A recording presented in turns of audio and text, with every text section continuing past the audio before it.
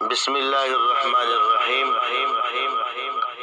میرے محترم بھائیو، آج بہت ہی زبردست اور مختصر ویڈیو ہے۔ وہ یہ ہے کہ ہم جو نماز پڑھتے ہیں نا، چاہے جو بھی نماز ہو، لیکن ہر نماز کی ہر رکعت میں 2 سجدے مقرر ہوئی ہے۔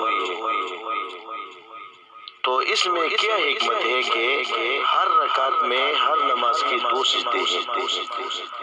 تو اس کی جواب یہ ہے کہ جو آدمی پہلا سجدہ کرتے ہیں تو اس میں نفس کو اس بات پر تنبیہ ہوتے ہیں کہ میں اس خاک سے پیدا ہوا ہوں، کہ آدمی کو اس بات پر تنبیہ ہوتے ہیں کہ میں اس خاک سے پیدا ہوا ہوں۔ اور دوسرا سجدہ یہ اس بات پر دلالت کرتے ہیں کہ میں اسی خاک میں لوٹ جاؤں گا، دوبارہ میں واپس ہو جاؤں گا اسی خاک میں۔